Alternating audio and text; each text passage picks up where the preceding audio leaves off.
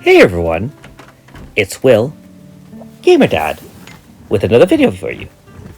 So this video is going to be a little bit more low-key in the fact that I'm just going to talk about all the newest weapons and gear that you can get from the newest Goddess of Time conclusion. Now if you haven't already, make sure you like and subscribe to my channel, I really appreciate it. I also do have a Patreon account for those who want to support me this way. So you can see I've actually bought one of each of these weapons over the last couple of weeks. And I will say that you definitely have to be very diligent in collecting the sparkles every few hours or a couple of times a day, as well as fighting, enough of the mobs, especially in the first area in the valley, in order to get some of these weapons bought. And it actually took me this long to farm most of the materials to buy one of each in order to show you the upgrades as well as the upgrade costs for at least the level 1s.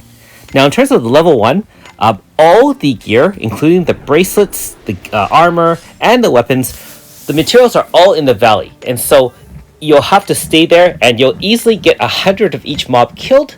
So you can get a few extra chronostones in doing so while you're gathering the sparkles as well as the materials. I will say that it's probably best to do this, with the Encounter Plus badge and or Grasta or enhancements, as well as probably watching some TV or Netflix in order to not bore yourself to death by grinding incessantly. That being said, as usual, I usually do buy +1 of everything, and then I'll share my thoughts with you on which weapons or gear I feel it's worth upgrading. And you can definitely let me know in the comments below if you agree or disagree, or probably just going to pass on the gear altogether. Now, at the very least, definitely buy one of each, because don't forget, the more materials and gear you have in your collection, you do get those gold awards eventually unlocked for 40 or 50 pieces of, for example, axes or gear, as well as materials. You do get gold badges and silver badges along the way as well. All right, so we're just on the bow here, and we just have a couple more.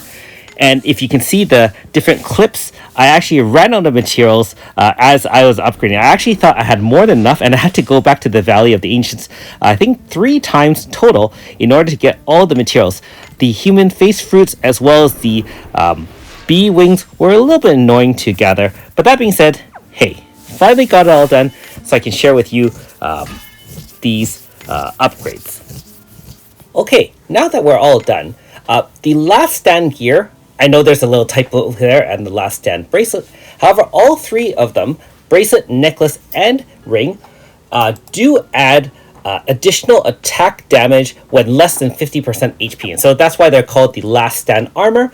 And at +10 is 15%. So I'm guessing it's 1.5% per level up to a 15% max, which is opposite of the Bracelet of Might, for example. Now, in terms of the gear, the illusion staff is interesting.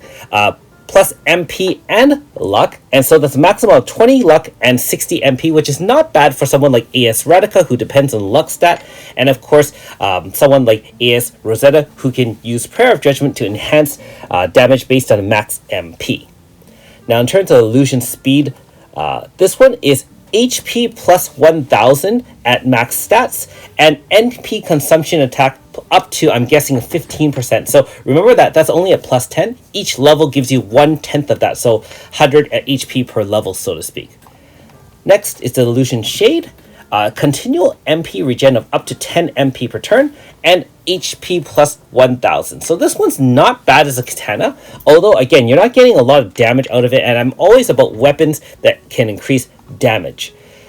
This one is much better, I think. MP regen for an axe user up to 10, and a damage increase when crit up to 15% at +10. So I think that crit damage is very useful with axe users. Now, this one is suited for someone like Garam Barrel. Type resistance and physical resistance up to 20% at +10.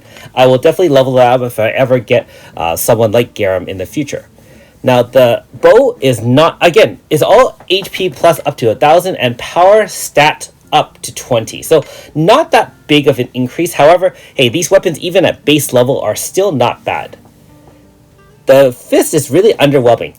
Int and power down up to 10% down at max stats. And I'm pretty sure a dual debuffer is probably better than relying on a weapon with RNG.